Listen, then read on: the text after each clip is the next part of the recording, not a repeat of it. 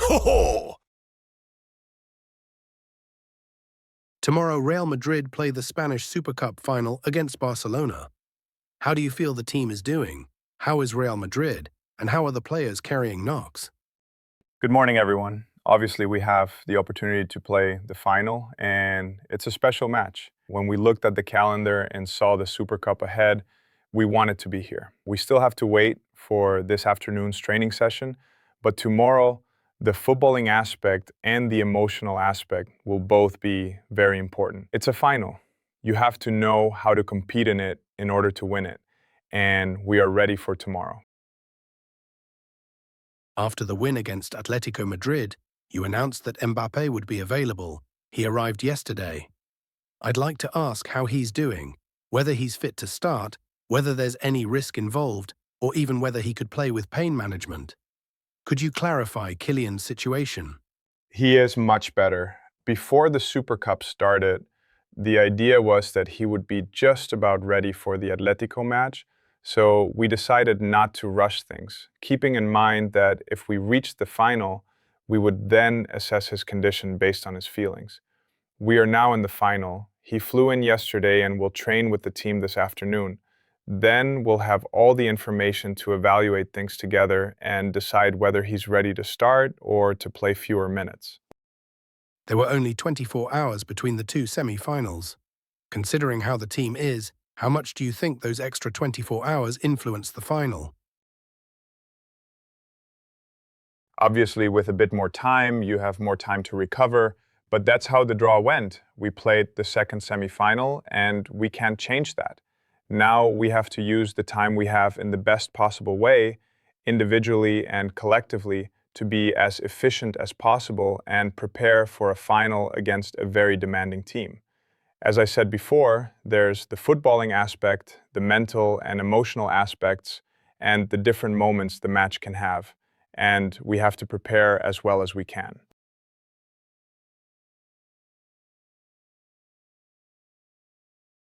The other day, you ended up playing in defense with Tchouaméni and Carreras as centre-backs. How are Asensio, Rudiger and Hauser ahead of the final? And has the defense been the area giving you the most problems this season due to so many injuries? All three are better, but we'll train this afternoon and then make the final assessments to decide the starting lineup. Yes, in defense, we've had more instability in terms of available players. That puts some stress on us. Players have to play more, others are making extra efforts, but that's the situation we're dealing with. We've come this far, and tomorrow we have the chance to play a final.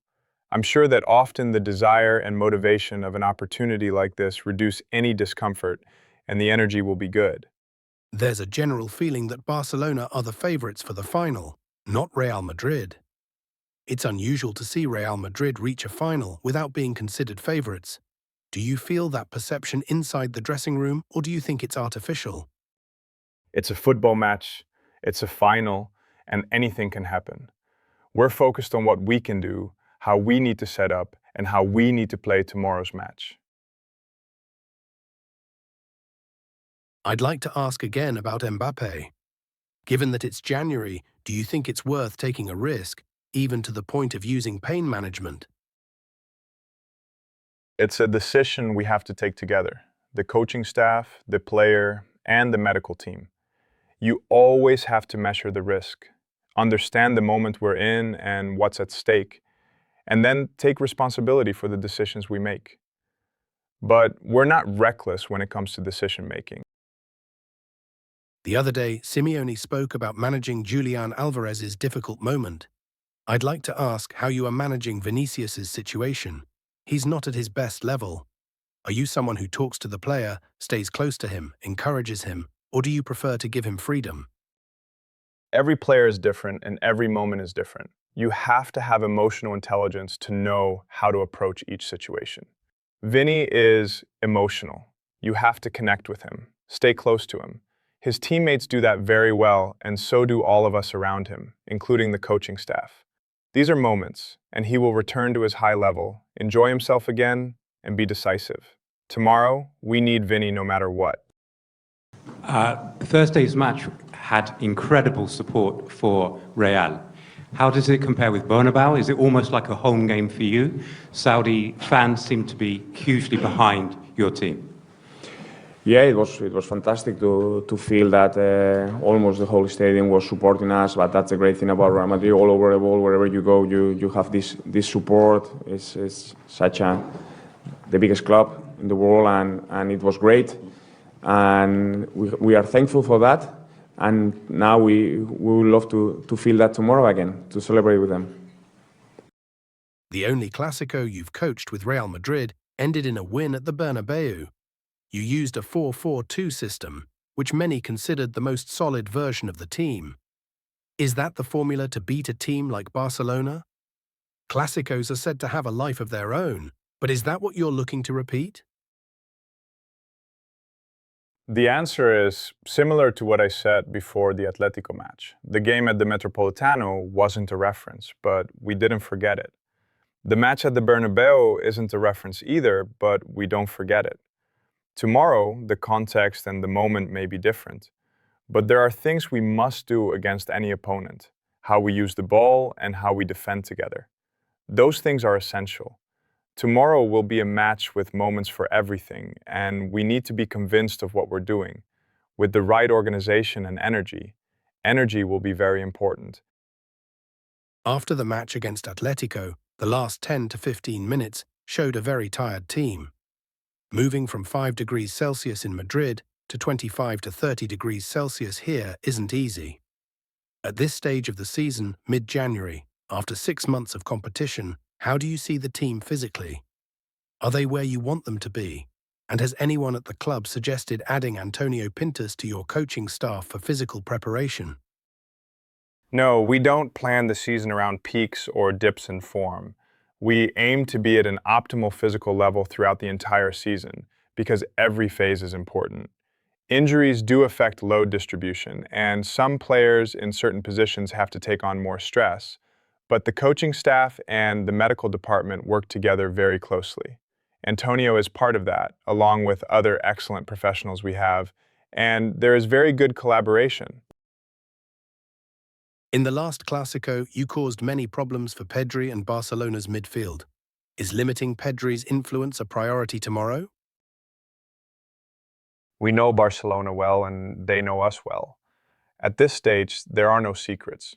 We have to play a complete match, when we have the ball and when we have to defend, whether higher or deeper. There are many important players at Barcelona. Pedri is one of them, of course, but there are others as well. I recently watched a DAZN documentary about your coaching career, El Desafío, where Granit Xhaka spoke about how, when you arrived at Leverkusen, you lacked experience on big stages, but once you started coaching and speaking, ego and big names disappeared, and your message reached the players. Do you feel you've reached that point yet at Real Madrid, especially on an emotional level with the players? All projects evolve over time. This project has been going for about 4 months, if you exclude the Club World Cup, which was a bit different. In these 4 months, we've been evolving football-wise, emotionally, and in terms of team spirit. We feel very connected to the players. Matches like this, with such importance, can have a big impact on what comes next. Tomorrow won't be decisive, but it will be important. Hansi Flick just said Mbappe is the best forward in the world right now. I want to ask about Lamine Yamal, one of Barcelona's standout players. How do you see his current form, and does his presence affect how you prepare for tomorrow's match? Lamine speaks for himself. At his age, the level he's shown with Barcelona and the national team is fantastic. He's a different kind of player. But his presence doesn't change our preparation. We know he's a very dangerous player in his position, but our approach remains the same. You mentioned earlier how important it is for Vinicius to enjoy himself to recover his best level. Do you think a big stage like a Clásico final, especially one he's already performed well in, could help him take that step forward for the rest of the season? It could be a good stage and a good moment. I remember finals where Vini was decisive. Tomorrow is a big match, a final, a Clásico against Barcelona. Hopefully, we can see Vini smiling again and playing with that joy he's shown before. There's a lot of noise suggesting very few people believe Real Madrid can beat this Barcelona side tomorrow. What would you say to Madrid fans who think their team has it extremely difficult? It's football. It's one match, 90 minutes. Anything can happen, and we're preparing to win the match. We believe it, and we're convinced we can do it. After the derby, Valverde spoke about his goal being a personal release after difficult months. Would a win tomorrow, your first title with Real Madrid, also feel like a personal release for you?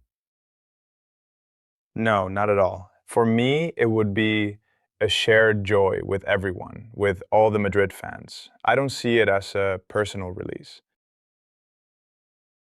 Thank you very much.